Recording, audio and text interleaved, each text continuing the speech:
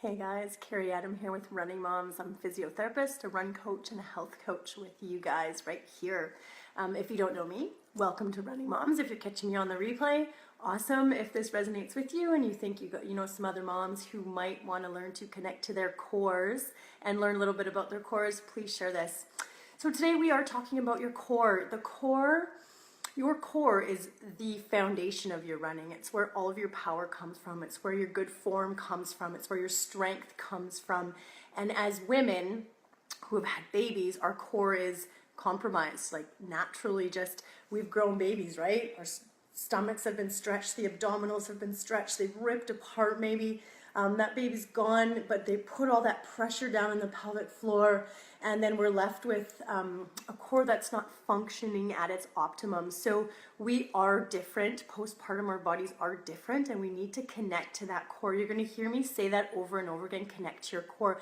And for most people, when they think of connecting to their core and doing core work, they think of sit-ups, planks, and push-ups. And that's usually, it kills me out there to see the plank, the core challenge, a 30-day core challenge. That's all planks and sit-ups, because those things are actually just putting more pressure down in that area and pushing your abdominal cavities and your belly out, doing the exact opposite of what you want out of your core, right? You want that flat stomach is what everyone's going for. And even more than that, it's just about connecting and having those muscles work together properly, because what is the function of your core, right? Like there's 4 parts to your core to begin with.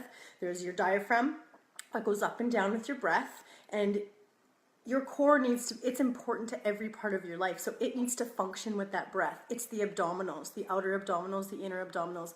It's the back muscles that support your spine, and it's your pelvic floor at the bottom that holds all those abdominal cavities and that growing baby, the pressure of that growing baby, right? That pelvic floor area just stretches out with baby, and then we need to reconnect to it and work it and strengthen it postpartum to get us back. And so the function of that core is to stabilize your middle while you're moving, right? While you're running, while you're picking up your kids, while you're doing anything in your life, that core needs to be strong. And it's usually the culprit. Weakness is the culprit of back pain and pelvic pain and all kinds of stuff, because we're not strong in our midsection the way we need to be. Like doing a crunch doesn't actually make you functionally strong. Doing things and training upright, connecting your mind to your core, learning how to breathe with that core is what's going to make you strong. And I often compare it to a tree, right? A big, strong tree. When the wind comes, the tree's not going anywhere, right? It's got a strong core, a strong foundation. But a small tree that doesn't have much muscles around it, doesn't have much strength on it, when the wind comes, it just flops around, and that throws everything out of alignment. And when things are out of alignment, they don't work properly. And as women, that's where we get the leaking when we run, the back pain, the hip pain, the pelvic pain, all of that kind of stuff. So we need to function, we need to strengthen our cores in a very unique way. So how do you connect to your core? The first thing that you can do to connect to your core is to learn to breathe properly, to breathe connected to that core. So we often hear about Kegels, and Kegels are a very static exercise, and as runners, we need to connect to our core when we're running, right? Like it's not a static thing, but we're going to start with the breath. And the first thing you want to do is just pull your posture nice and tall, and you want that breath to come from your belly, not from your shoulders. Okay, so shoulders don't go anywhere. You're gonna breathe in, that belly goes out. Put your hand on your rib cage and your belly, and feel that belly go out, and feel that rib cage expand. When you breathe out, you're probably gonna feel that pelvic floor contract a little bit, okay? And if you can't, in standing, do a little bit of a forward lean, can help you contract that pelvic floor as you're doing your breath. So you're gonna lean a little bit forward. Okay, so mastering the breath is the first piece of connecting to your core, because you need to be able to do that in every other exercise. And actually, it makes every other exercise a core exercise at the same time. So the next exercise that I love to reconnect to your core for runners is the side plank, of course. And there's a ton of variations with side planks. So you can start You actually can do this against a wall if you need to, because sometimes even this is too much for people when we haven't been connecting to our cores. So you just stand up against the wall and stick your arm on it and lean into it, and you're going to feel those side muscles contracting. So you can start like this. You can lift your hips up. You can come up onto your arm. Okay, you can do a hip lift. You can do a rotation. Meet yourself where you're at, and that's a great core exercise. The next one is a bridge. So we're going to come on up, hold, breathe.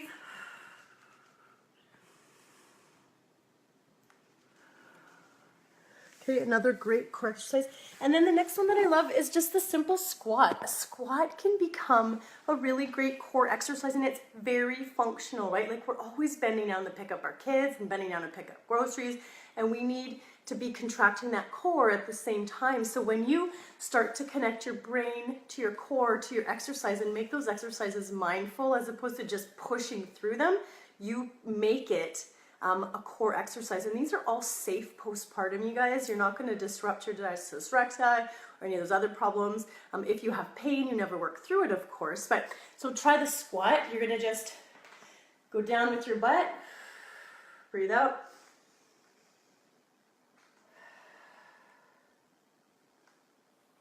Okay, and I can feel that core connecting in there. So really great core exercises, you guys. Really simple. No crunches, no planks, no push-ups. Crunches are something, I haven't done a crunch probably in 5 years. I did have a diastasis recti. I did have a bunch of pelvic floor issues where when I sprinted and started to run fast, I would pee when I ran. First sign that you have problems is something like that. But I worked through it. I stopped doing crunches. I am back to planks and push-ups, but because I've done the work. So you can get back to that stuff, but you've got to do the work. Most people just aren't strong enough. Our abdominals, our cores are not strong enough to do the traditional push-up and plank. So go to the wall, do it at an incline. That's a great place to start. And try some of these core exercises. They are going to improve your running. The key to faster, stronger running is connecting to your core and training it functionally. There's a lot more to your core as well, but I thought I'd give you guys a little bit of an introduction. Getting back to running postpartum is hard. If you have a sedentary lifestyle in general, a desk job, running is hard because we're just not active enough during our days to have this base level of fitness. So we need to start, to get more active, to do more, to reconnect to our cores. And postpartum, there's some really specific things that you need to think about. And I'm leading a webinar tomorrow night, Thursday night. It's online. It's just a Facebook event. I'm going to post a webinar in there and be open to discussions about getting you back up and running postpartum, what you need to know. I'm fairly certain I'm the only run coach online that's connecting postpartum training and running, because it is a thing, it is hard to get back up and running, and we cannot ignore it. You can't just get sprinting if you don't have some base fitness and some base knowledge and facts. And then you need to be able to tune into your body, listen to it, respect it, and train it appropriately. I'm going to help guide you guys through that. I'm going to lead you to some of the signs and symptoms. I'm going to talk about what you shouldn't be doing, talk about what you should be doing, and just kind of educate you on some of this stuff, because the more you know, the better about your body postpartum, so that you can get back up and running safe and strong. And you can, but you just need to learn to listen, to respect, and to train properly. Okay? Take care. Have a good day.